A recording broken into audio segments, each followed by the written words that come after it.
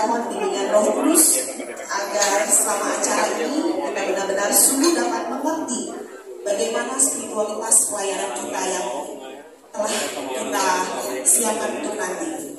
Kita dalam nama Bapa dan Putra dan Roh Kudus. Segala puji dan syukur kami panjatkan kepadamu ya Tuhan, karena kasih dan anugerah-Mu yang begitu besar bagi kehidupan kami. Sepanjang hari ini Kau berikan kepada kami kesehatan, Kau berikan kepada kami berkat yang begitu melimpah. Terima kasih Tuhan, kami sungguh bersyukur. Dan pada malam hari ini Kau izinkan kami semua berkumpul di tempat ini untuk memperoleh pembekalan mengenai spiritualitas pelayanan yang harus kami punya. Tuhan, kami sungguh percaya bahwa Engkau sendiri yang telah memilih kami saat ini di tempat ini. Engkau mempunyai tujuan yang begitu besar di dalam hidup kami melalui panggilan yang telah Kau berikan kepada kami. Dan biarlah pada malam hari ini Tuhan, Kau mencurahkan Roh Kudus-Mu kepada kami, agar kami dapat sungguh-sungguh mendengarkan dengan baik apa yang akan disampaikan oleh Romo Eko pada malam hari ini. Terima kasih ya Tuhan untuk berkat-Mu yang begitu besar dalam kehidupan kami.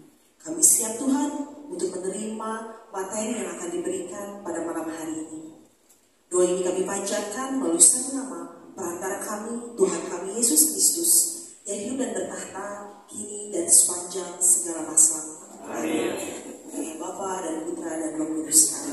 Sebelum kita mulai ke intinya, alangkah baiknya ya, kita mendengarkan dulu kata pengantar, gitu ya, kata pengantar dari Wakil Ketua DPP.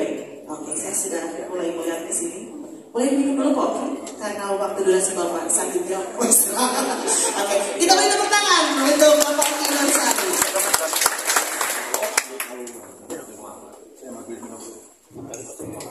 Sesuatu yang dadakan itu menegangkan ya. Jadi tidak ada briefing, tidak ada informasi, mengenai akta sambutan ya. Baik, kepada teman-teman DPP Pleno Paroki Santo Laurentius yang saya kasihi, Romo Eko yang saya hormati, Shalom. Jadi maksud diadakannya pembekalan pada malam hari ini sebenarnya sih pembekalannya untuk awalnya direncanakan kerja untuk wilayah dan lingkungan. Tapi kita merjakan saja, kasih izin Pak Bernard menjadi DPP Pleno Paroki Santo Laurentius. Jadi mesti beliau juga memberikan sambutan ya nanti ya. Oke, jadi maksud diadakannya pembekalan ini, Romo, ini kan 5 tahun ya. 5 Bapak juga, angkatan kita tuh 5 tahun, biasa 3 tahun. 5 tahun ini kan kerikilnya tuh lumayan gitu ya. Kadang yang punya sifat baperan, sensi ya, cepat mundur ya, udah mundur lah, nggak cocok nih ya, sama kabin dia nggak cocok, sama teman-teman pelayanan nggak cocok. Oleh sebab itu intinya tujuan diadakan acara ini tuh semoga pembakaran spiritualitasnya bisa mencegah hal-hal seperti itu, Romo ya. Nggak lucu ya, baru 2 tahun tiba-tiba mundur, 3 tahun lagi siapa yang mau menggantikan ya, kasihan kabinnya ya, apalagi banyak kabin baru seperti Cici Devi, ini juga salah satu kabin yang termuda ya. Terus juga ada kabin yang baru juga, itu ada Ko Budi Halim, itu juga baru. Terus juga kabin bidang umum, itu juga paling belakang, juga Bro Randy. Dan juga kabin lanjutan yang akan sangat ribet mengurusi pelantikan Cipeti ya. Jadi oleh sebab itu semoga siraman rohani, pencurahan kata-kata dibantu oleh Roh Kudus memampukan kita mengawali dan mengakhiri perjalanan ini dengan sukacita, kegembiraan, kekompakan, dan ketenangan ya. Jadi banyak yang baru, puji dan syukur menerima tawaran ya, apakah terpaksa atau mungkin oleh kabinetnya dibuatkan udah ikut aja dulu ya. Gampang ya, tapi saya bicara jujur apa adanya. Ini 5 tahun ya, mental harus kuat, spirit harus kuat, dan mutunya kesehatan harus kuat ya. Jadi sekali lagi jangan cepat bundung, jangan cepat bete ya. Ini akan terjadi, tapi dengan urapan Roh Kudus kita percaya kita dapat bekerja sama dengan baik. Jadi sekali lagi Mas Torres tidak bisa datang ya, oleh sebab itu mari nikmati perjalanan pembekalan pada malam hari ini. Dan terakhir nanti jangan pulang dulu karena Ibu Betty akan menjelaskan tata cara pelantikan yang akan dilaksanakan hari Sabtu 10 Agustus 2024. Sementara itu dulu dari saya. Sekali lagi selamat menikmati. Semoga perjalanan kita 5 tahun dipenuhi sukacita, kegembiraan, dan urapan Roh Kudus. Terima kasih, selamat malam. Tenang Pak Oki, saya yakin ini wajah-wajah 5 tahun ini akan bertahan, tidak ada yang mundur. Amin. Oke, dicatat ya Pak, kalau udah pada amin katanya, dan disaksikan oleh Romo Eko tentunya ya. Oke, tanpa berlama-lama lagi kita akan mendengarkan pemaparan dari Romo Eko mengenai spiritualitas pelayanan. Mari kita sama-sama sambut Romo Eko Wahyu OSD.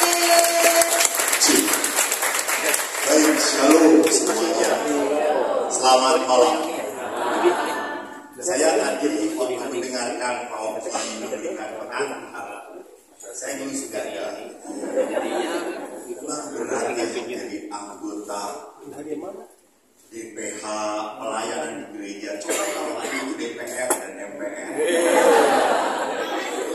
20 tahun lagi dengan tujuh turunan. Lalu ada apa di DPH ini? Ada apa di pelayanan ini kok sampai umat ini tidak ada yang saya tidak ada.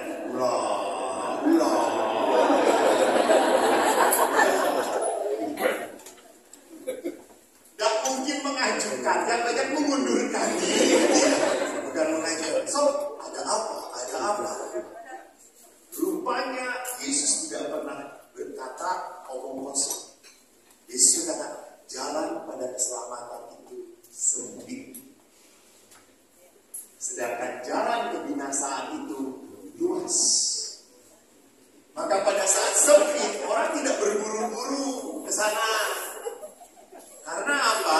Karena bukan hal yang mudah untuk sampai pada kebenaran. Maka pertama-tama saya mengucapkan banyak terima kasih kepada Anda. Boleh menerima, gak penting terpaksa atau rela. Saya yakin dari 100, yang terpaksa 120. Kelihatan dari wajah-wajah ini. Gak penting, saya katakan betul. Karena apa? Untuk sesuatu kebaikan kita harus memaksakan diri. Untuk sesuatu yang enak tidak perlu memaksakan diri. Rela antri panjang oke. Karena untuk sesuatu yang apa? Yang menarik, yang menyenangkan. Tetapi untuk sesuatu yang berat, selalu kita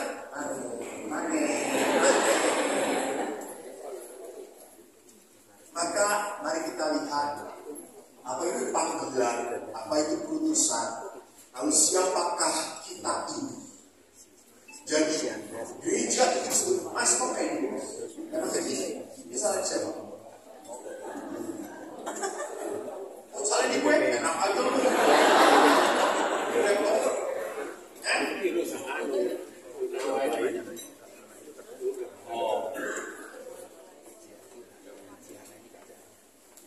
Dulu bagus.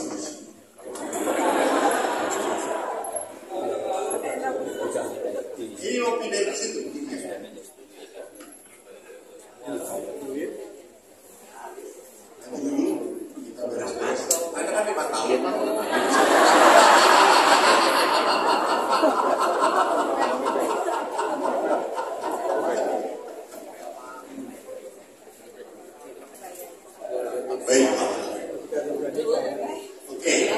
Mari kita berbicara tentang pemuridan, panggilan.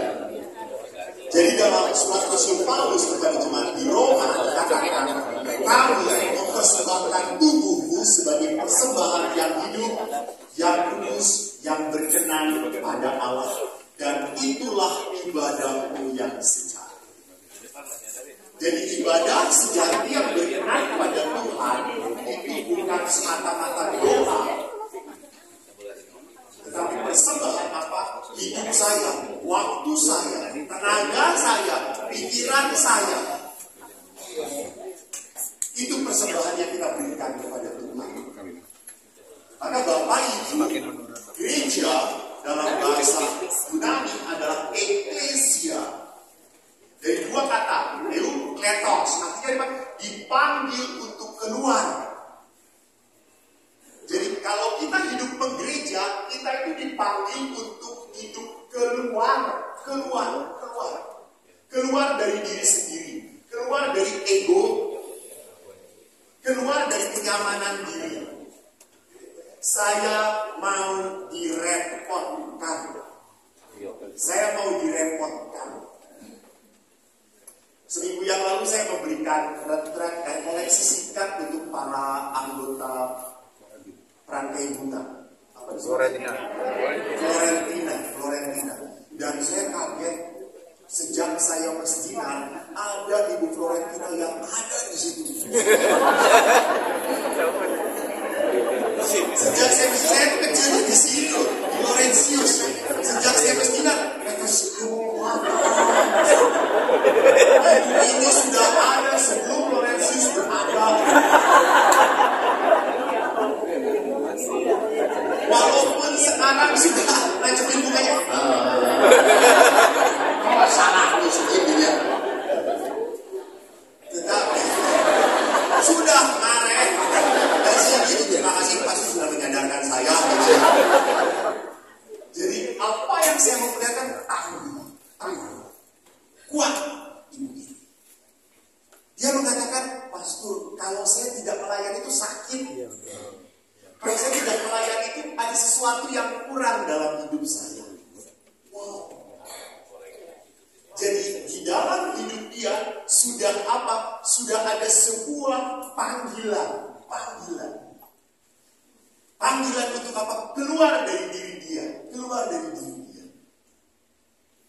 Saya waktu kemarin juga cerita, saya ini memang sering muter kemana-mana. Dari Aceh sampai Papua, kemana-mana. Kemarin bantu Dumari, Santo Yosef, Guspa Bandung Selor untuk membangun gereja. Saya putar terus. Besok ini saya masih harus ke Sabah, Malaysia, lalu Manado, lalu kembali ke Surabaya. Putar. Pegawai Pratista melihat saya yang jarang di rumah. Terus mereka berkata, karena mereka lihat YouTube saya juga, Pastor itu yang capek. Terus saya mengatakan, saya itu bukan setan. Saya yang capek. Terus ngapain Pastor muter-muter? Saya ngomong, kamu boleh begini. Saya ingin dia jadi Pastor Cici. Doa, ayah lupain Pastor Solo. Maka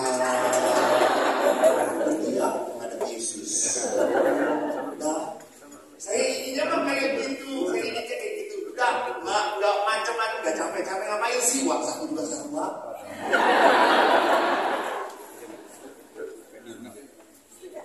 Tetapi kalau Tuhan memberi talenta pada saya, kalau Tuhan memberkati saya dan saya dipakai, ya sudah.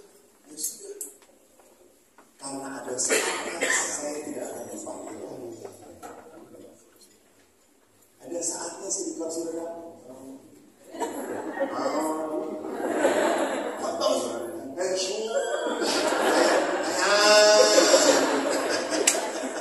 Saya yakin pesertanya juga satu di sini cuci gitu ya.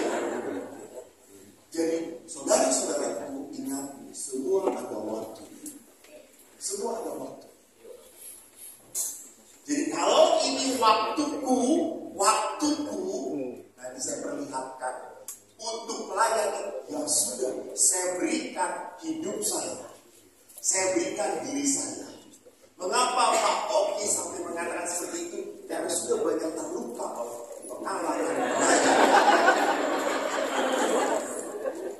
Tetapi apa? Buka badan. Tetap bertahan.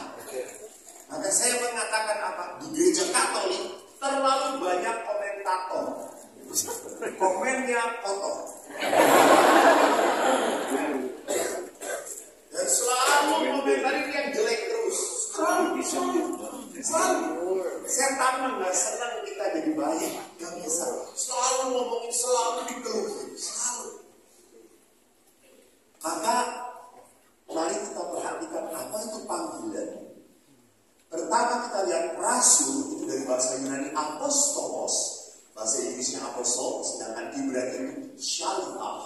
Apa maksudnya? Rasul itu adalah utusan yang mewakili seseorang. Anda itu rasul berarti Anda utusan yang mewakili siapa? Allah mewakili gereja.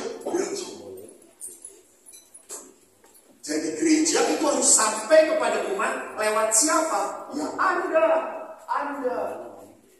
Anda ini tangannya gereja. Anda ini adalah pembawa kabar baik untuk umat Allah. Maka perhatikan Yesus pun memanggil para rasulnya untuk apa? Diutus mewartakan kerajaan Allah. Jadi di sini kita harus tahu utusan itu mewartakan kerajaan Allah. Berarti kerajaan Allah itu apa? Kebaikan, sukacita, damai. Dan orang-orang lebih senang menolak. Orang lebih senang kabar yang menyenangkan, bukan kabar bahagia. Kabar yang menyenangkan. Yuk jalan-jalan. Yuk makan-makan. Lagu bareng. Naon-naon cukyo.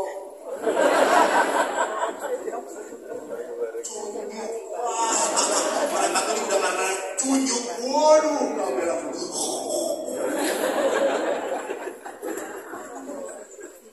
jadi kita mewartakan kabar gembira adalah sesuatu yang tak mudah.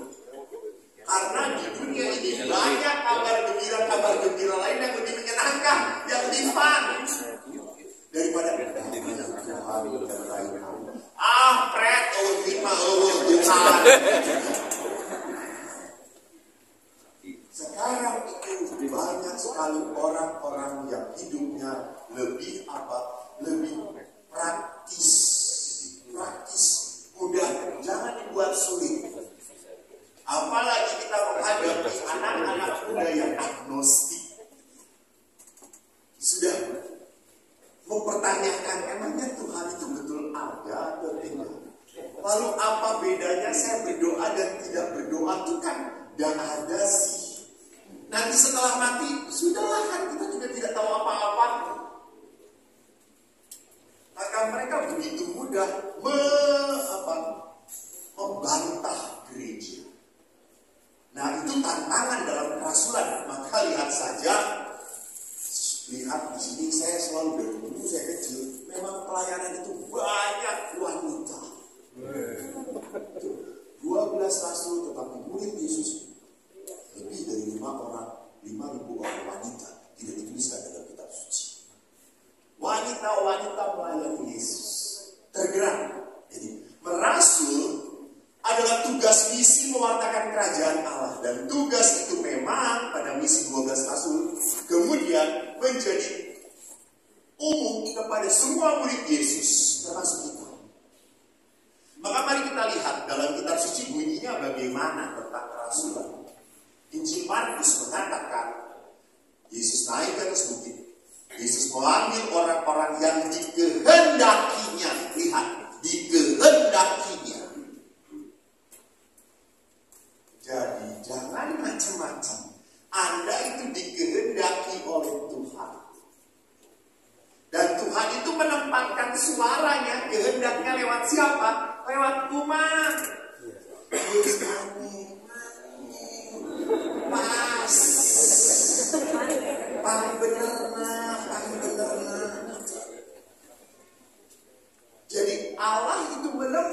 menyertakan suara itu kepada umat. Saya yakin umat memilih Anda, salah satunya juga percaya pada Anda. Ada kualitas dalam hidup Anda. Walaupun kalau kita langsung ngomong, saya mau dikorbankan. Sorry, itu bahasa negatifnya, itu bahasa kurang beriman. Bahasa berimannya adalah Allah meletakkan suara itu dalam siapa? Mulut mereka. Anda kenal Boromius atau Boromius? Umur berapa dia menembus? Begitu muda sekali. Semua orang teriak Boromius Bishop, Boromius Bishop, Boromius Bishop. Jadi dia Vox Populi Vox Dei pada saat itu dikatakan. Maka perhatikan, Yesus menghendaki dan apa? Dia menetapkan 12 orang untuk menyertai dia dan untuk diutus. Menyertai dia baru diutus. Jadi memang perlu sekali utusan itu dibekali. Jadi utusan itu pertama-tama tidak diutus dulu, tetapi apa? Menyertai Yesus, hidup bersama Yesus. Maka gampanglah melihatnya gampang. Maaf. Kalau belum 5 tahun bersyukur, orang ini kurang doa, kurang saja. Karena lihat pertama-tama untuk apa? Menyertai dia. Saya harus berserta Yesus kalau saya mau tahan 5 tahun. Saya harus bersama Yesus. Karena dalam kerasulan, kalau kita tidak dilakukan bersama Tuhan, maaf, Anda akhirnya menjadi seperti petugas sosial yang nggak dibayar. Kita bukan petugas sosial, bukan. Kita ini terpanggil untuk melayani Allah. Maka kalau kita melayani di gereja, Allah tidak pernah boleh ditinggalkan. Saya amat percaya sekali. Kemarin Pastor Elvin sedang mendampingi pastor-pastor yang bermasalah. Yang namanya pastor pasti susah diatur.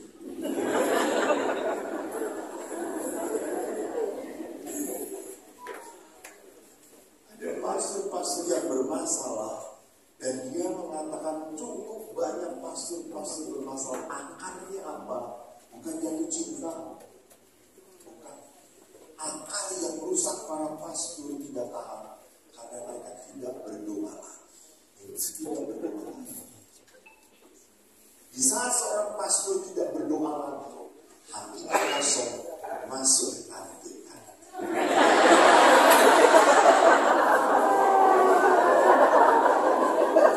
Emang masalah? Anda bapak-bapak tidak mungkin tanda-tanda isi ibu Anda, istri Anda, apalagi gede, istri Anda gede, bisa gitu ya. Seorang imam akan hancur hidup panggilannya kalau tidak diisi dengan doa. Kenapa? Karena ini adalah pelayanan bersama Tuhan. Maka pertama menyertai dia itu penting sekali. Baru diutus memberitakan Injil. Karena kita beserta Tuhan, maka kita tahu apa yang kita wartakan. Kalau kita tidak beserta Tuhan, lu mau mewartain apaan? Lu mau ngomong apa tentang Yesus? Kosong akhirnya. Maka kalau kita kosong, akhirnya itu tadi sudah melayani, sudah ini, nggak terima kasih, nggak ada penghargaan, yang ada caci maki, sakit. Bapak Ibu, saya sejak kecil hidup dalam pelayanan. Ingat, saya tinggal di Sarijadi. Ayah saya itu dua lingkungan. Sarjana dulu satu lingkungan gede, paling gede. Dan ingat dulu itu ada majalah Katolik, majalah hidup. Majalah hidup itu pada langganan. Yang nagihin itu siapa?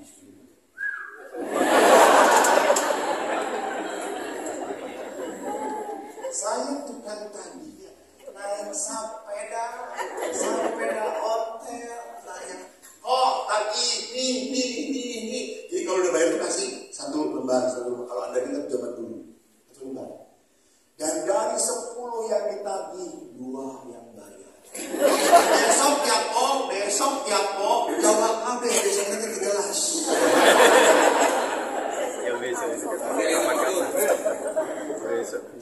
Dan Sari Jati itu kan nanjak mudun. Terus ada satu yang ditagih di kecamatan dekat-dekat Kalompak. Pulang makanan hidupnya jauh-jauh dari. Tapi ya itu. Dan kalau setelah nagih, apakah bapakku Bapak Sugiman yang kasih itu ngasih pahit Bapak saya mantu.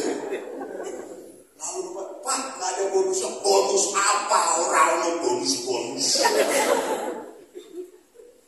Jadi lihat di sana sejak kapanpun sampai kapanpun memang pelayanan it's really sacrifice.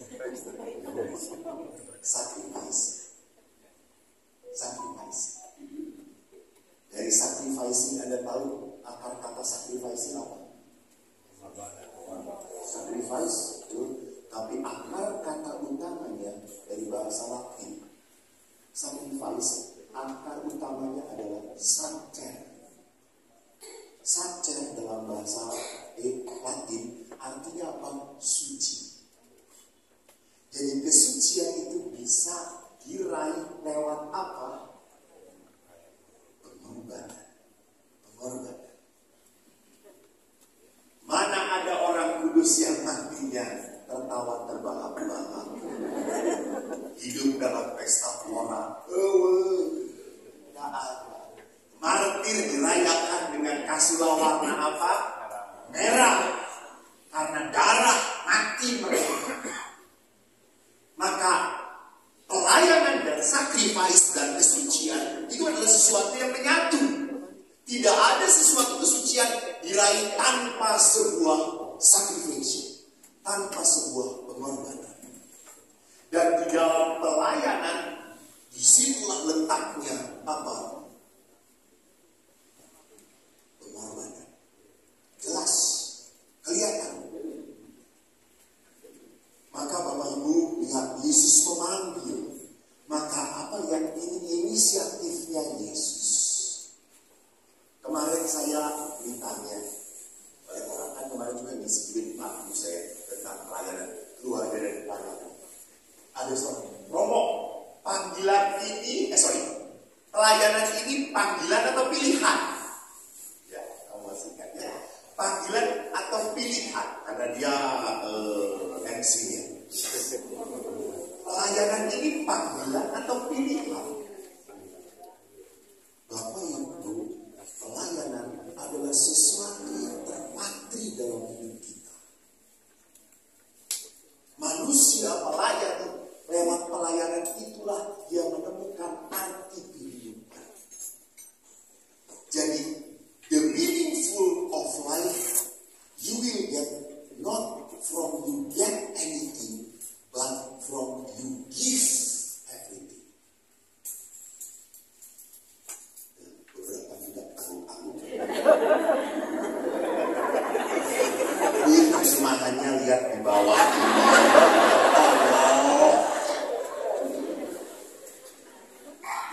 Jadi kita menemukan makna hidup kita bukan karena kita bisa beli itu, bisa beli ini, pakai baju ini, tas ini, bukan. Bisa pergi ke sana sini. No.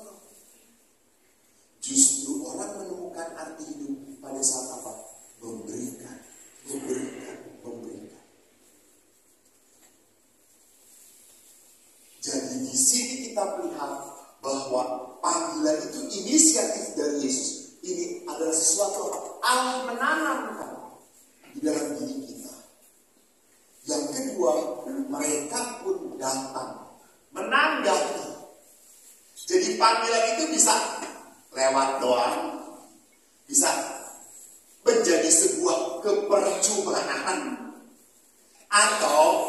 bisa juga kita tanggapi, bisa. Yes, yes, yes. I will do. I accept it. Kalau saudara-saudari pernah mengikuti tahbisan imam, Bapak Uskup selalu akan tanya, Eko, apakah kau bersedia untuk ditahbiskan? Jawaban setiap diakon akan berbunyi, rumusan liturginya adalah, dengan bantuan rahmat Allah, saya bersedia. Menarik bahwa nanti pun sama, Anda akan dilantik. Jawablah panggilan Tuhan itu berkata apa? Dengan pertolongan Tuhan, saya bersedia. Tuhan ingin 5 tahun. Yesus aja hidupnya cuma 3 tahun, coy. Jadi ingat, penderitaan Anda lebih berat dari kurang ajar kau.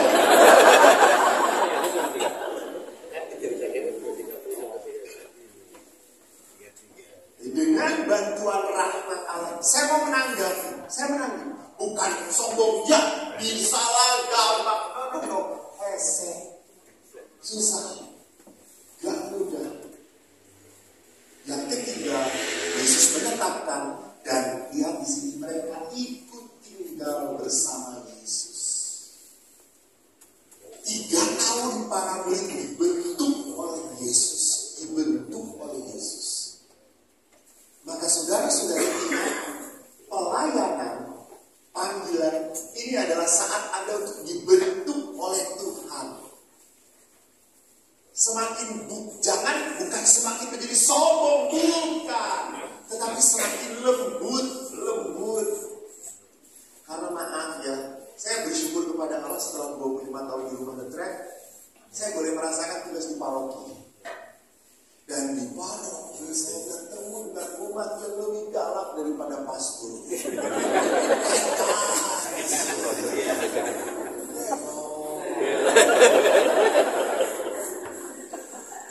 Dia pikir, Pak, gereja punya dia. Tidak boleh ini. Terus saya tanya seperti, memang tidak boleh? Boleh. Ya Allah, itu gimana?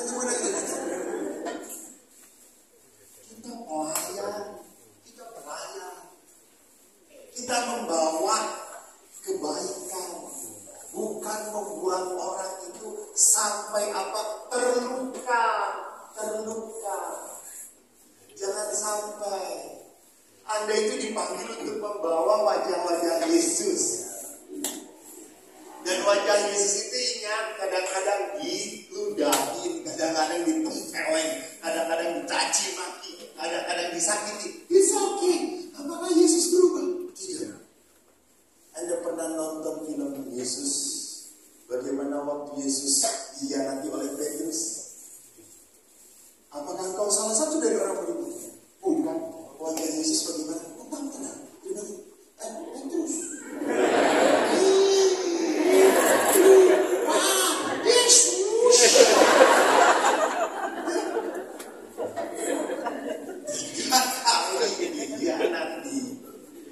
Yesus tetap tidak berubah sikapnya terhadap Petrus. Itu yang paling berat menjadi pelayan. Mengalahkan diri sendiri. Yang kecil, bermain dilayani antau. Dalam lingkungan kita datang antau. Ke Madinah jalan sorangan.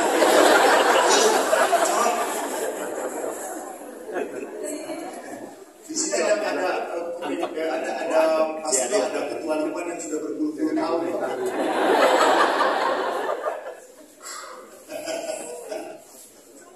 Dia sudah lama banget gitu ya. Pasti toh ada juga jengkel. Banyak umat Katolik aktif pada saat ada sesuatu langsung aktif, langsung jadi baik ibu tolong. Jadi baik merek langsung merek. So tiba-tiba bagirnya pasti ayah nanaon. Jadi ada sebagai ayah nanaon pasti.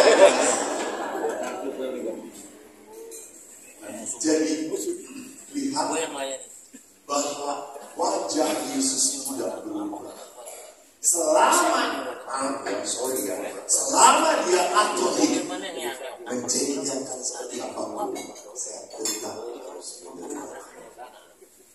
Selama dia Katolik,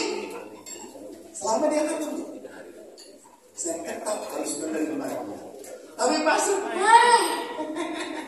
wajah Yesus hitam ini tetap di sini. Jadi dalam pelayanan bukan mendahulukan apa, jengkelnya maksudnya.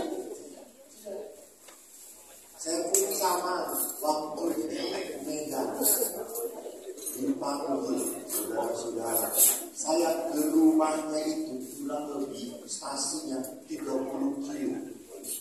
Masuk kebun sawit, naik sepeda motor jam 7 malam. Ya Allah, saya udah Rosario berkali-kali sudah kuntilanak.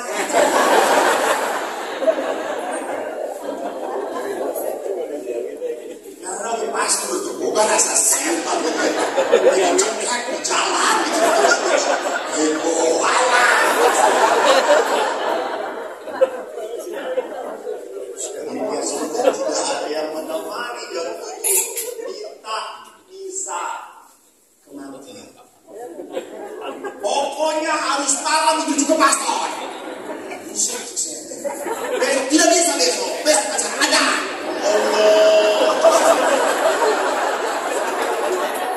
Daripada saya ditelan oleh orang Batak. Malam saudara-saudara bisa setelah jam 7 berapa kilo tadi? 30. Saya yang berbekal satu air minum. Kalau misalnya setelah misa, saya pikir ada makan. Terus selesai misa, mereka kan langsung mengadu, marah, tahu.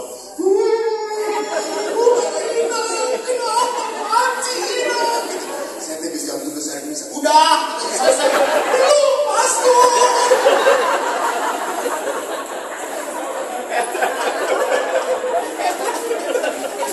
Bener toh?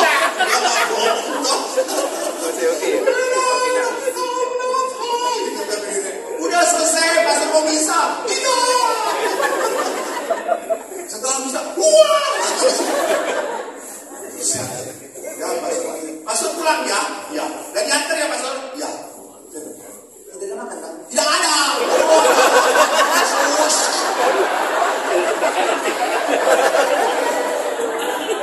Yesus itu gitu-gituin. Karena saudara saya balik 30 kilo sampai jam 9 baru pulang. Warung di separang tangan. Sampai pas udahan. Yang selalu setia Indonesia.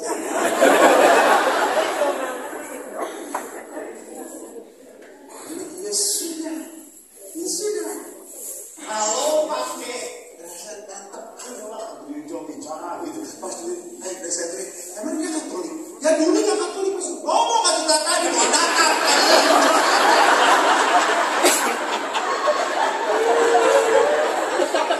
Dulunya Katolik, HKBP baliknya Katolik, kurang ajar saya. Saya tanya kenapa? Karena pendeta HKBP nggak mau melayani asu ada saya.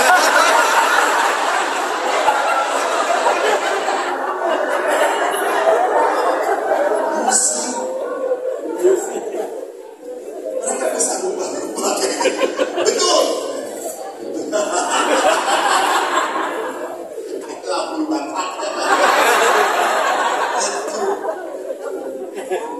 Tapi ya sudah. Ya begitulah iman Allah. Yang kita layani dan banyak yang baik-baik, tidak banyak yang tahu diri. Datang capek-capek ini enggak. Saya berkali-kali, saya pertama kali shock pernah ke stasi misalnya. Ada air minum, pakai kalau air minum bawa sendiri. Besoknya saya bawa dulu terus kopi. Itu punya pastor. Ya, nggak boleh pegang. Acar lo. Kurang ajar mereka. Ada pastor tidak cinta kasih. Beli kurang ajar mereka. bisa. Makanya kemudian kalau semua dibawa jengkel, tapi semua dibawa ketawa. It's okay. It's okay. Cerita dengan para pastor, ketawa, si pastor Donat, saya tahu si pastor Batak, sorry. Inilah Batak.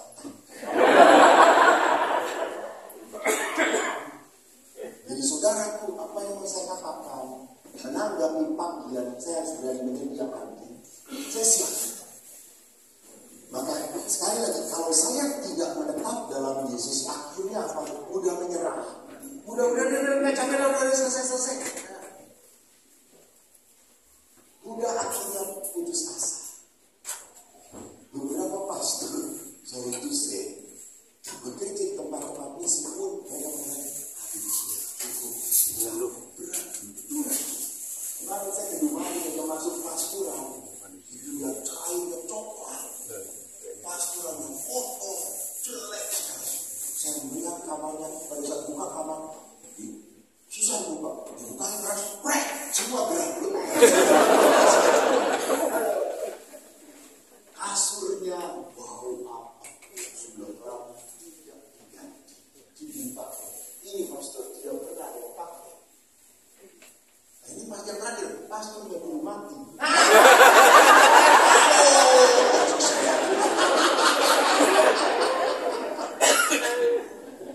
Jadi lihat di sini, kalau pelayanan itu mencari kenyamanan, salah jalan. Maka Yesus berkata, siapa mengikuti aku, Yesus tidak mengatakan kamu dapat sejahtera, sukacita, damai, bisa melanjutkan. Barang siapa mengikuti aku, mengikuti saya, menyangkal dan mengikut aku. Tiga-tiganya pain.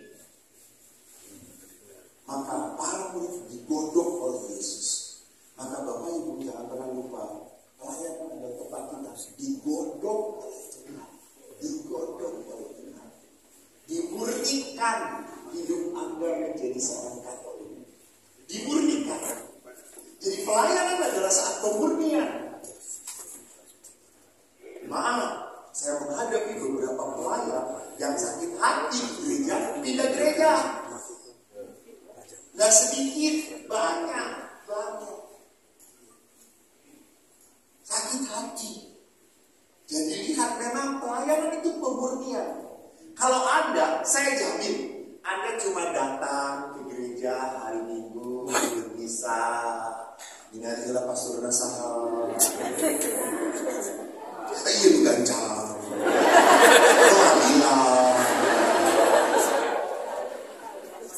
Saya nggak mau ngomongin sih. Karena Lorenzi tidak tahu tuh ada yang saya kata siapa tahu misteri.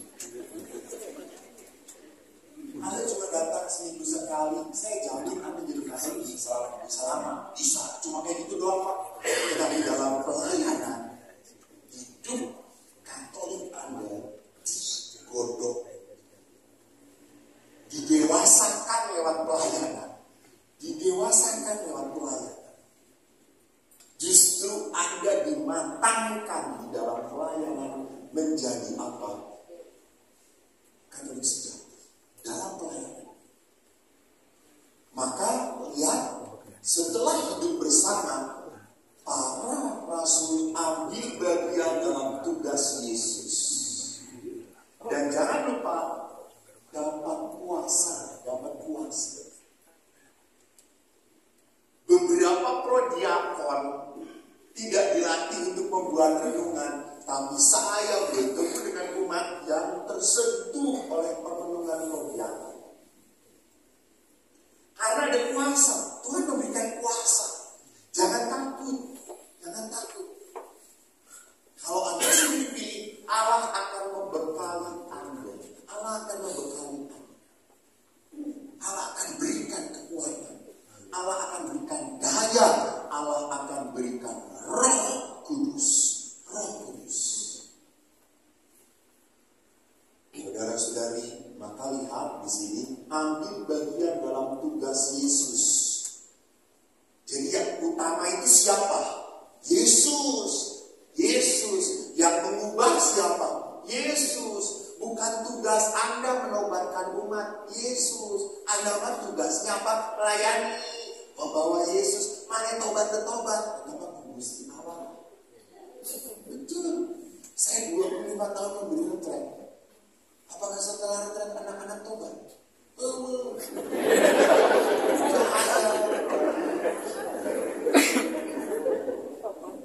ayo ke saya tobat. Hari baru datang karena reste. Tidak. Apakah saya berpotpol anak-anak? Tidak. Tetapi tiba-tiba tanpa kuduga di Jakarta bulan yang lalu saya diajak makan-makan. Setelah makan selesai, aku mau ke toilet, aku berdiri. Ada suami istri mendatangi saya. Romo Eko, iya, Romo, terima kasih. Karena saya dengar khotbah Romo, kami yang tadinya mau cerai, jadi tidak jadi. Oh, syukur pada Allah. Oke, thank you God. Boleh saya doakan? Boleh. Apakah itu karya saya? Bukan. Saya hanya lakukan saja. Anda pernah dengar cerita beberapa minggu yang lalu si Eko ini kecapean. Saya capek kalau di retret, saya pulang ke kamar. Saya ke kamar tuh dirinya apa? Istirahat. Dia tidur setengah 10. Biasanya saya tidur jam 10 per 4 saya udah pulang tidur. Karena besok jam 5 terus bangun untuk berdoa lagi. Itu putaran hidup kamu. Lalu saya udahlah capek tidur. Saya pakai celana pendek, itu kaos, handphone berbunyi. Aku lupa matikan. Dan waktu aku lirik, saya lihat dan keluaran PP kau. Pada saat ada PP-nya gambar bapak-bapak. Tapi aku tak kenal. Tujuan itu tak kenal. Lalu saya mematikan. Iseng melihat historinya. Pas dan saat saya lihat, si bapak ini kan 15 kali pistol. Bapak ini bisa 15 kali. Kalau seorang bapak pistol sampai 15 kali berarti penting banget. Tapi kalau ibu-ibu pistol berkali-kali,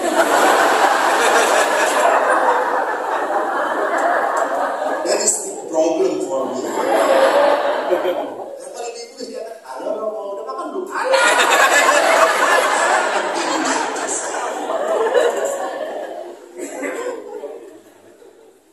Lalu pas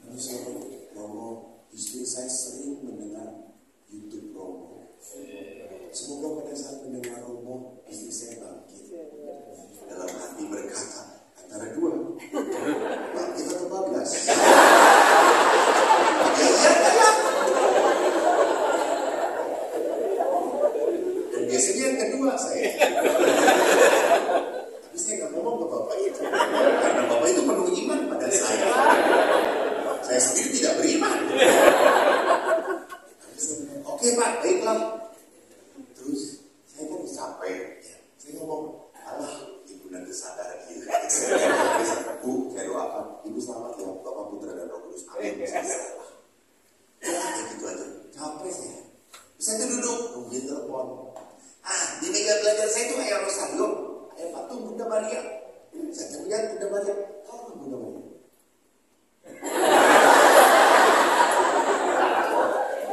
Tiba-tiba kayak gitu pada saya. Ya.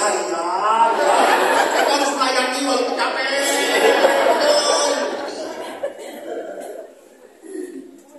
Lalu akhirnya telepon berbunyi. Lalu saya ambil, halo, gak ada suara.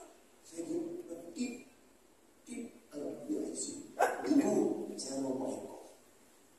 Saya berdoa ya untuk ibu ya. Kita meninggal Bu. Lalu saya buat tanda salib. Anda tahu, setelah buat tanda salib, saya tidak bisa kontrol mulut saya. Tiba-tiba berbunyi apa? Pertolonganmu begitu ajaib, kau tak melihat hatiku. Di saat aku tak sanggup lagi, di situ tanganmu bekerja. Saya berdoa sampai 15 menit. Saya akhirnya ibu, Tuhan memberkati. Saya berkati, saya tutup. Saya tidur. Besok paginya saya bangun jam 5. Saya ke gereja, bisa berdoa. Jam 7 sudah masuk kamar lagi. Saya ganti baju. Tiba-tiba telepon berbunyi. Saya lihat, kayak kemarin. Halo, Romo. Ya, saya suster yang jaga. Suster yang jaga pagi Romo. Saya dengar dari yang jaga malam, Romo kemarin mendoakan seorang ibu ya. Ya, suster. Ya, ibu itu tidak sadar, suster. Koma. Saya mendoakan, betul. Oh, Romo, ini ibunya mau ngomong denganmu. Dan ibu itu berkata apa? Romo, saat Romo bernyanyi, di saat aku tak sanggup lagi di situ tak aku bekerja, aku bangun bersih. Apakah aku ingat? Walaupun malas, Tuhan tetap.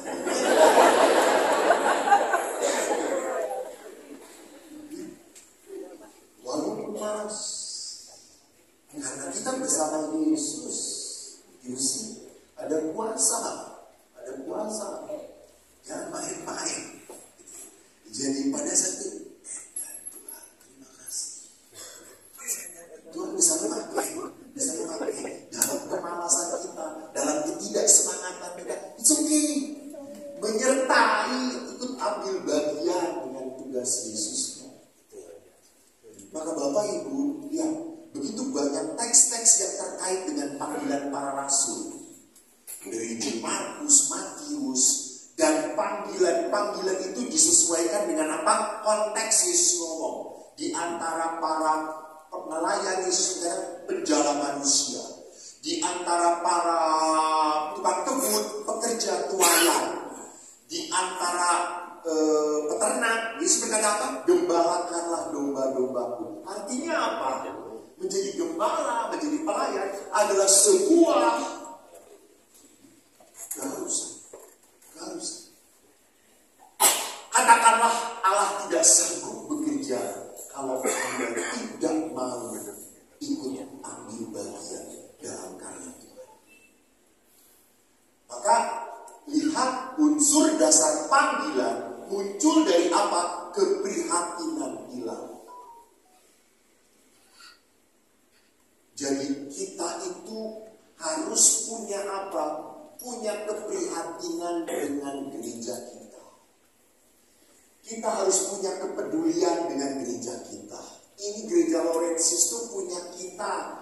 Pastor Hendra, Pastor Bogar, Pastor Alo. Dari tadi nyebutnya Pastor Maman terusin. Ini Maria Pisang. Jangan-jangan ditato I love Pastor Maman.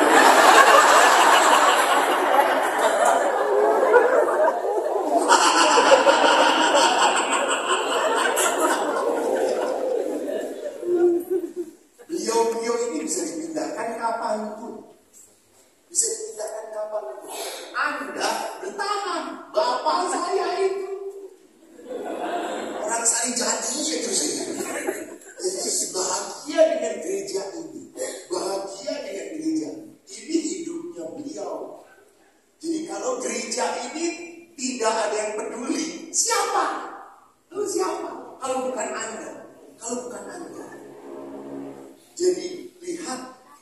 adalah keprihatinan ilahi. Allah ingin merawat domba-domba yang ada di Laurentius. Maka Allah panggil Anda, panggil Anda. Yang kedua apa? Tawaran membutuhkan tanggapan. Jadi jangan sampai tawaran Tuhan ini lewat gitu aja dalam hidup Anda. Please, jangan sampai. Dipanggil menjadi pekerja bagi proyek Allah. Dan proyek Allah itu apa? Karya keselamatan. Maka tadi, jangan sampai pelayan ini menjadi hakim. Nah, pelayan ini adalah penghantar apa? Penghantar kemurahan hati Tuhan. Penghantar kemurahan hati Tuhan. Maka walaupun menjengkelkan, walaupun jarang aktif, walaupun gak pernah ini, ya oke, kunjungin, datengin, biar sakit. Sebuah kesaksian yang tak akan melupakan waktu aku di Helena. Waktu itu kan terjadi pandemi COVID, gereja tutup. Lalu kalau waktu obat sudah banyak dikirim, kan kalau sekeluarga langsung disebutnya itu isolasi mandiri, gitu, tidak boleh kemana-mana. Nah, kalau ada isolasi mandiri, itu sudah menjadi kesepakatan lingkungan yang memberi makanan adalah lingkungan. Dan saya mendapatkan saksian dari seorang bapak. Bapak ini Katolik terdaftar, tetapi ke gereja pun jarang. Orang tahu, tapi terdaftar. Maka pada saat bapak ini satu keluarga, dia dengan istrinya dan 3 anaknya COVID, bapak ini termasuk orang yang dihantari makanan oleh warga lingkungan. Dan bapak ini sangat terharu. Kadang-kadang ditelepon oleh ketua lingkungannya, ibu mau makan apa? Ayo, sedang ingin makan apa? Kita buatkan. Anda merasa terharu. Dan si bapak ini terpukul pada saat apa? Hujan. Satu malam, hujan deras banget. Jadi satu lingkungan kami itu, kalau sudah kehujanan pasti banjir. Saya pernah bisa di situ dan nggak bisa pulang ke pastorat. Akhirnya tidur di rumah umat, tapi tidak bersiap dengan istri Tuhan. Supaya jelas.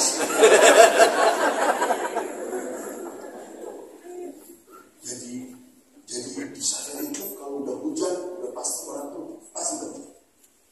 Dan malam itu hujan, si bapak itu sudah ngomong pada istrinya, karena bapak ini cerita pada istrinya. Nah, ini kan hujan deras, pastilah gak apa-apa, saudara-saudara kita gak ngirim juga. Kan kita masih punya, tapi kita panas-panasin. Pas mau manasin, pas hujan segitu derasnya, ada seorang nenek, warga lingkungan, bawa makanan. Nah, ini sayur ya, masih anget, makan, biar cepat sembuh. Bapak itu nangis. Dan dia mengatakan, saya marah jadi orang Katolik. Saya marah. Saya tidak aktif, tapi pada saat saya punya masalah, semua yang seiman merawat aku. Justru itulah kenapa dikatakan kalahkan kejahatan dengan kebaikan. Itu ajaran Yesus.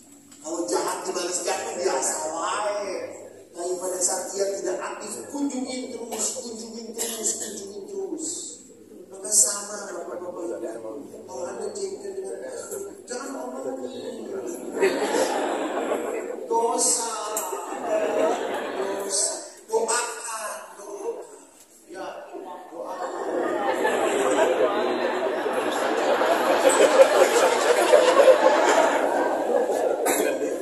Doakan semoga bertahun-tahun di sini lagi. Rasa.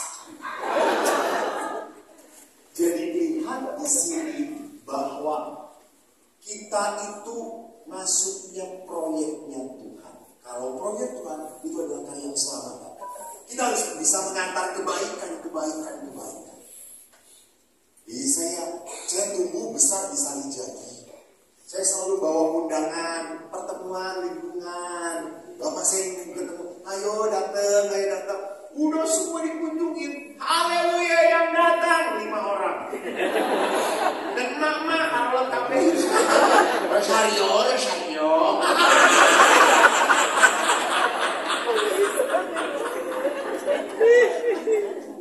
Ya sudah, bertahan.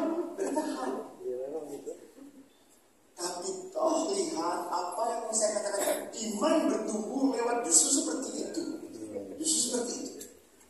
Dan saya bahagia bahwa gereja itu membawa apa? Karya keselamatan. Kalau karya keselamatan itu berarti apa? Menyangkut tidak hanya di dunia, tetapi mengarahkan kepada keabadian. Jadi keselamatan yang dibawa oleh gereja itu bukan just about now. No. Untuk kekekalan.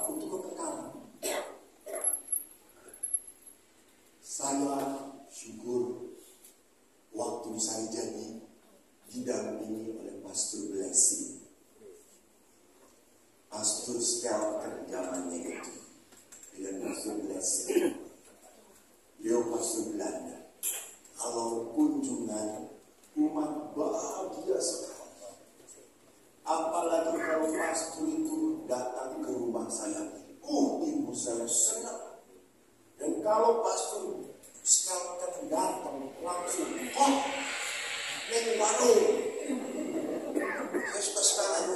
Kenapa? Karena pastor Skelter ini senang sekali makan kue cookies dari Kastengel yang keju dan segini-gini kan Kastengel. Kan ada Kastengel kiloan. Saya jadikan mereka kiloan. Kiloan lagi itu SMA ya. Maaf ya Bu, saya nasib saya. Lalu kiloan, saya sudah beli. Dan kalau Pastor Skelter senang sekali minum dengan teh pahit atau kopi. Dan Eko dari jauh beli. Karena Eko siap menerima remah-remah. Dan apa yang terjadi? Pastor Blessing apalagi Pastor Skelter, Ibu enak sekali Kastengelnya ya. Romo suka iya. Bawa Romo bawa. Jangan.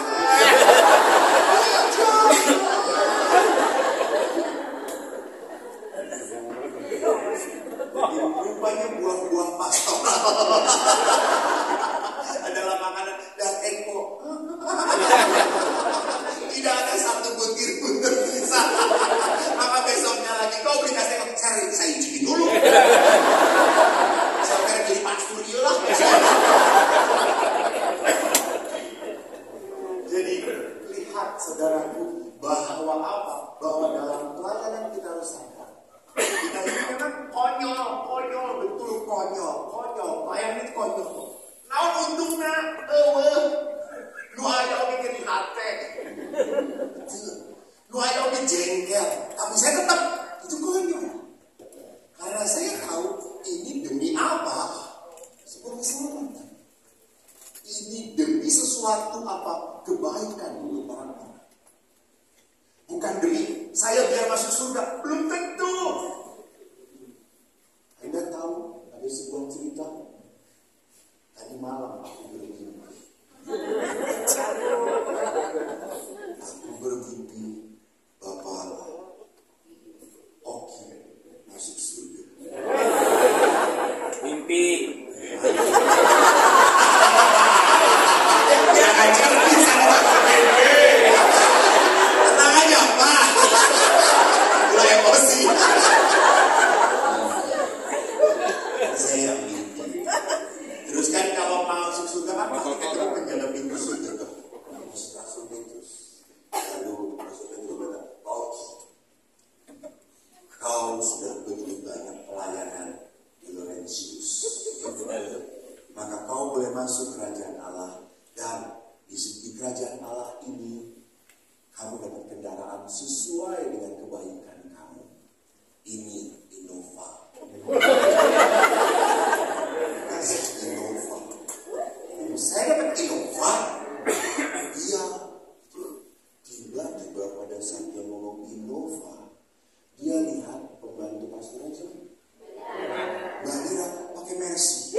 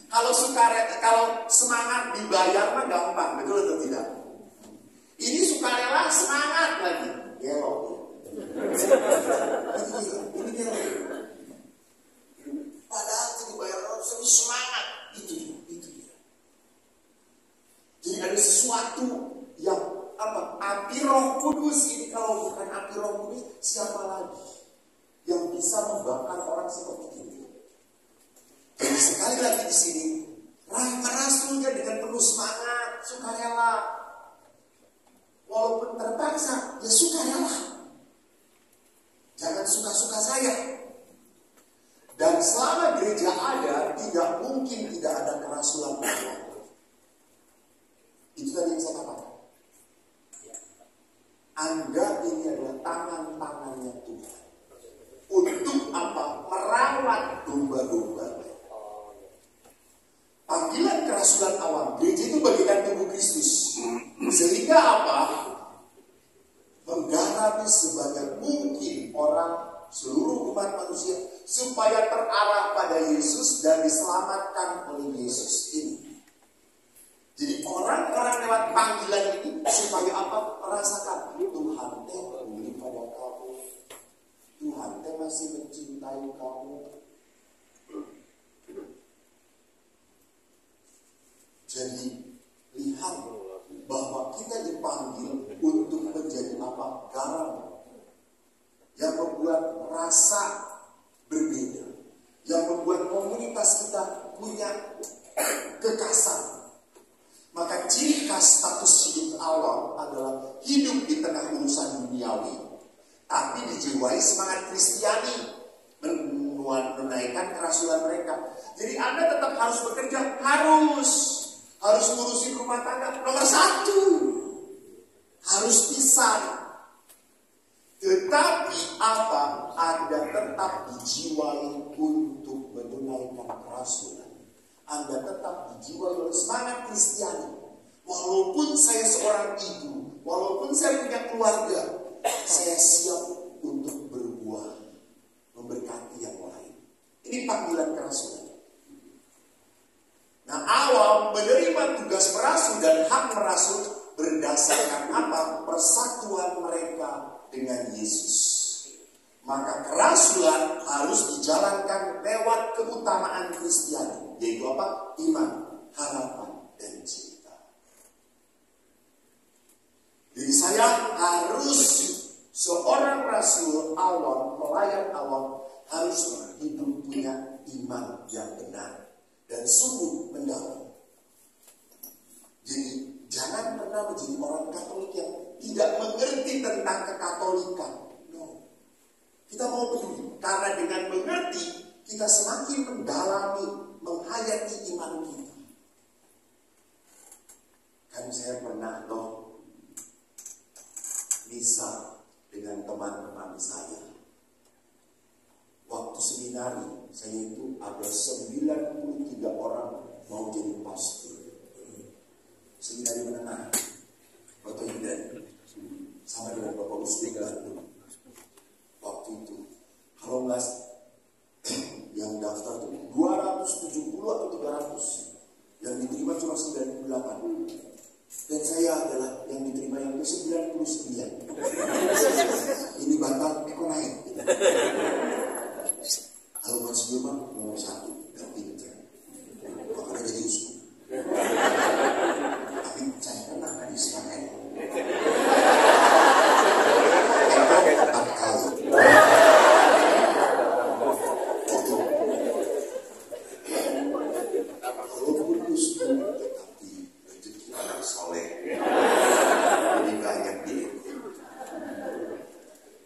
Lalu dari 98 ini mungkin yang jadi pastor dan kita ada 15. Yang lain sudah menemukan jalan hidup yang benar. Kami reunian, kami misa. Nah, waktu itu misa alam. Saya yang mimpin misa, saya malah misa. Lalu saya misa, lalu anak-anak di depan. Terus kan pada saat misa kan saya cuma bawa alat misa doang seadanya. Terus saya kan konsentrasi dong. Inilah tubuhku yang dikorbankan bagi, lakukan ini sebagai kenangan anak Anda. Terus saya kata, tiba-tiba satu anak yang berdoa,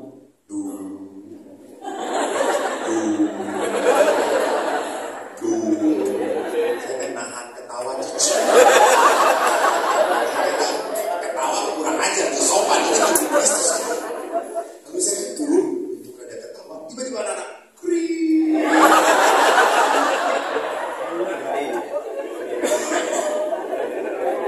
demikian pula dengan piala. Kurang ajar. Saya akan setelah bisa saya ganti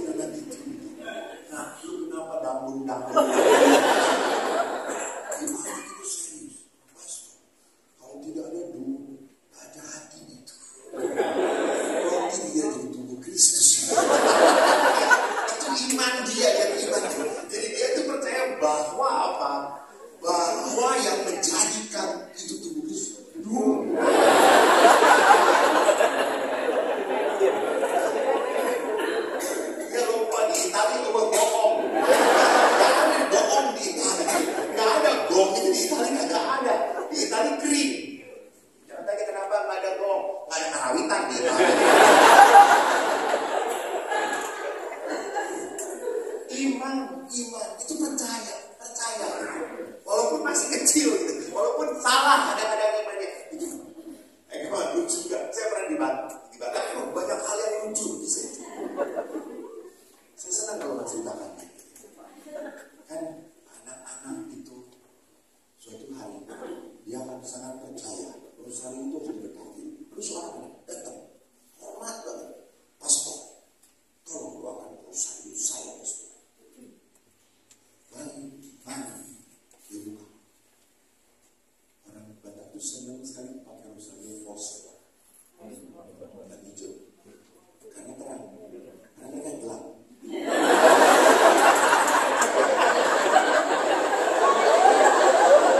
Cereng lampu. Enggak ya, yang putih juga ya. Kalau dia serius, saya doakan. Semoga Allah berkati. Terima kasih pastor. Ya cium. 2 minggu ku datang ingatnya. Teriak pada saya. Pastor mengajarkan yang salah pada anak saya. Kenapa? Pastor berkati Rosario anak saya. Iya. Emang apa salahnya? Itu pastor. Kurang ajar. Kenapa? Dia suatu hari sedang main komputer, dia nonton di komputer. Lalu saya teriak, "Hai, Boru, jangan main di depan komputer. Mata kamu rusak nanti." Lalu dia malah nonton terus. "Mama, saya sudah mati Yesus Kristus. Dalam Yesus tidak ada yang bisa merusak mata saya. Apalagi Pastor X yang memberkati Mama." Lihat, iman. Jadi sama dalam sakramental gereja kita butuh iman. Iman itu kan sesuatu yang tidak bisa kita apa? Jelaskan. Ada misteri di sana. Kita dituntut untuk percaya, berserah. Dan seorang pelayan harus punya harapan. Percayalah Pak, apa yang ditabur, apa yang dikerjakan oleh Bapak bertahun-tahun tidak akan percuma. Percaya. Bapak saya begitu aktif. Kalau sekarang saya jalan-jalan ketemu dari dulu yang pernah tinggal di Sarijadi, selalu ngomong, "Bapak Romo ini pelayanannya hebat. Bapak Romo ini berkali-kali mengunjungi kami, berdoa loh di rumah." Nah, hebat kata saya. Itu tidak ada yang percuma. Selalu akan ada buahnya. Maka ingatlah, semua karya harus dilakukan dengan penuh harapan. Maka lihat, lakukanlah dengan cinta. Ini kekuatan di dalam pelayanan kita.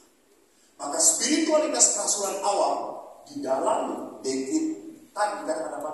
Keberhasilan kerasulan awam sangat tergantung. Kita baca sama-sama. Ini penting banget. 1, 2, 3. Maka keberhasilan kerasulan awam sangat tergantung pada bahwa dengan Yesus Kristus. Seorang hamba memang harus punya waktu doa pribadi. Anda harus punya intimitas dengan Tuhan, kedekatan dengan Tuhan. Karena kalau tidak, itu tadi Anda akan menghadapi apa? Keputusasaan, kejengkelan, kekesalan, kemarahan. Udahlah, selesai. Kudu 5 tahun, duit.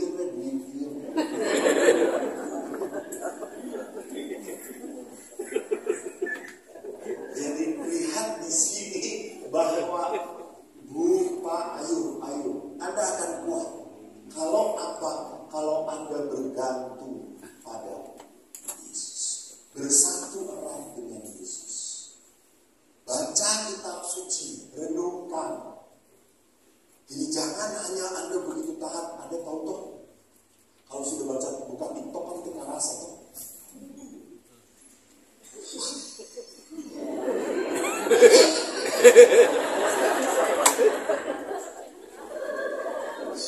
Harus belok.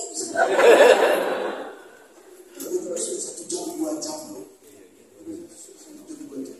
Keras. Coba kalau mendengarin khotbah itu seperti dengerin kita.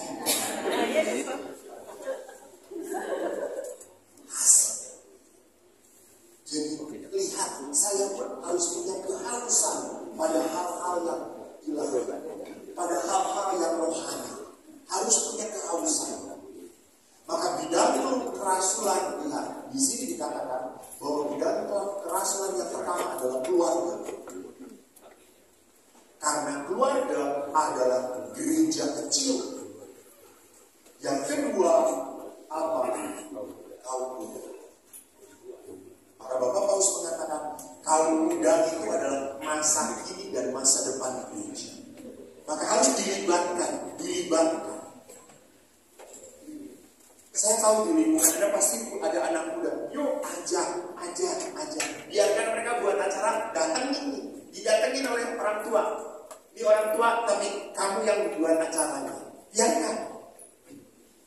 Memang rada aneh sedikit, juga orang muda. Mungkin ada juga nggak ngerti kok kayak gini. Ya sudah nggak apa-apa gitu. Nggak apa-apa, biarkan. Hargai, libatkan. Supaya apa? Mereka sadar bahwa mereka harus hidup bergereja. Keluar dari kenyamanan mereka. Berbagai cara merasul. Macam-macam kerasulan awal. Tapi syaratnya apa? Muncul keluar dari sumber hidup Kristiani. Yaitu apa? Hubungan intim dengan Yesus. Maka yang kedua, tata tertib kerasulan awam. Semua kerasulan saling menghargai dan diselaraskan oleh hierarki. Jadi memang dalam kerasulan ini di paroki, siapa yang mempunyai pemegang kendali? Ya pastor paroki bersama DPH berbicara. Maka bagus sekali bahwa sekarang ini di dalam gereja bukan top down, bukan, tetapi umat pun diajak berbicara bersama DPH. Supaya apa? Penggembalaan ini menyentuh dan berbuah. Hierarki wajib mendukung kerasulan awam dan hierarki memelihara kekayaan spiritual gereja. Maka tidak aneh kalau hierarki itu kadang-kadang harus punya waktu memberikan santapan rohani kepada para rasul awam, memberikan insight, entah itu rekoleksi atau pembekalan apapun, wajib hukumnya dari dekret ini. Para imam hendaknya memiliki perhatian istimewa terhadap kerasulan awam, sehingga para rasul awam mendukung melengkapi tugas para imam. Terakhir, ini yang saya tawarkan. Dari sekian banyak yang saya paparkan, seorang rasul harus punya 4 orientasi. Pertama, Christ Center. Seorang rasul sekali lagi harus punya hubungan intim dengan Allah. Yang kedua, mengutamakan pelayan, bukan mengutamakan perasaan diri sendiri, bukan mengutamakan ambisi, bukan mengutamakan kahayang saya, tidak, mengutamakan orang yang dilayani. Maka yang ketiga, people oriented, mengutamakan mereka yang dilayani. Dan yang terakhir, yang menarik adalah apa? Pelayanan itu harus dalam komunitas, bersama-sama, tidak sendirian, tidak bisa. Kita butuh kebersamaan. Maka saudara-saudariku yang terkasih, kalau pelayanan itu adalah sebuah panggilan, saya ingin memberikan kesaksian. Kemarin saya perlihatkan juga kepada para ibu-ibu. Ini salah satu kutipan yang aku suka. It's better to light a candle than to curse the darkness. baik menyalakan sebuah lilin daripada kita mengeluh terus tentang gelap kalau kita sedang berada di dalam kegelapan. Jadi kalau kita ribut tentang gereja itu, please. Apa yang bisa kamu lakukan? Apa yang bisa kamu berikan? Itu aja cukup. Jangan menambahi masalah. We must become a problem solver, bukan a problem. Jadi kita harus menjadi apa? Pemecah masalah, bukan menjadi masalah. Maka Bapak Ibu, saya salah satunya sering pergi kemana-mana, dan saya punya fans yang paling saya suka. Namanya Enal, orang Manado. Enal ini Down syndrome. Dia waktu saya ke Manado, dia minta pada temannya, "How you going home?" Lalu dia bertemu saya seperti kawan lama. Dia peluk, "Oh, hai, Enal, hai, saya kenal Kak, saya bisa ngerti karena dulu saya pernah Down syndrome."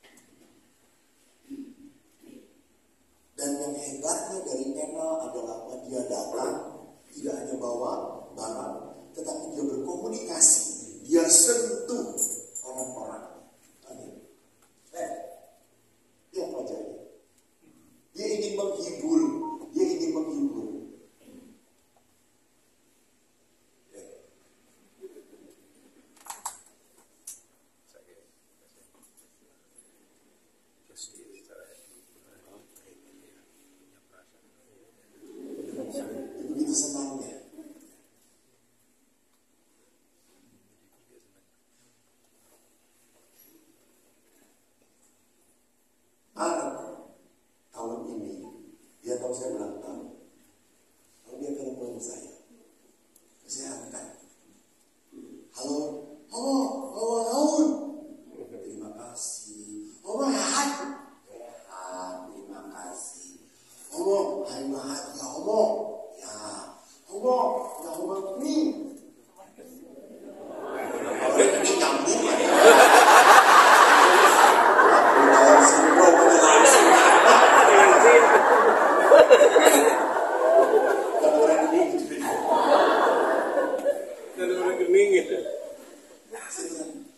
Untuk apa enak? Mau hantu pelayanan umum? Enggak, kamu udah punya uang. Cukup, terima kasih. Haus. Wih. Oke, baik.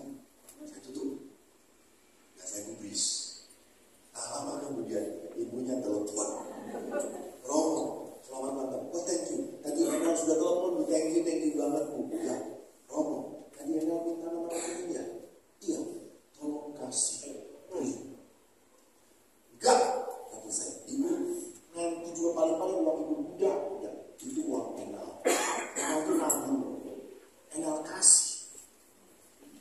Lalu saya mengatakan, Bu, cukuplah. Romo, kalau Romo nggak kasih, Romo ditelepon terus. Apa gue AZZZZ.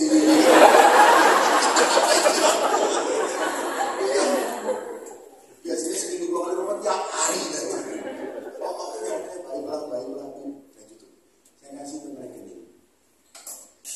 Dia itu pas mau transfer, ibunya ngomong, nih nomor rekening pastoran Romo itu BCA. Kamu nggak punya, Mama punya. Kamu pakai punya Mama? Ya, dia pakai punya dia BRI. Dan mamanya potret waktu dia transfer. Dia transfer 2.500.000. Bukan nilai yang kecil dari orang yang sederhana. Begitu senangnya dia,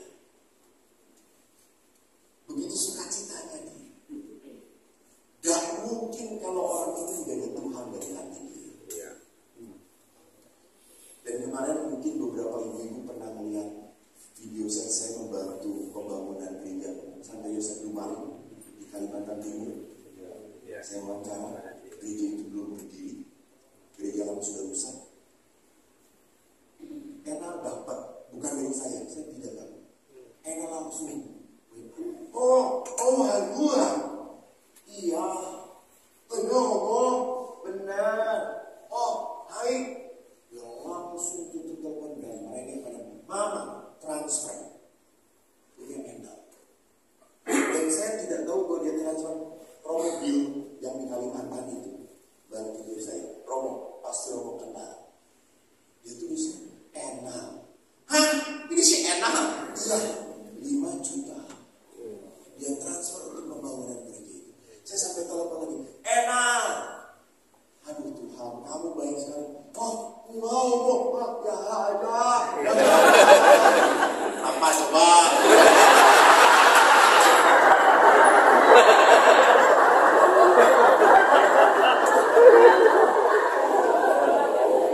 Oke, dulu juga dalam single.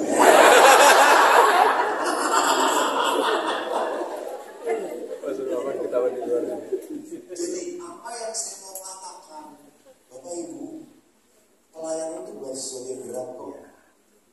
Pelayanan itu adalah apa? Mengalir dari sebuah ketulusan. Sederhana, but you must sacrifice, berkorban. Ingat, Allah tidak memanggil kita untuk menjadi pengumpul berkat. Senang sih diberkati, betul atau tidak?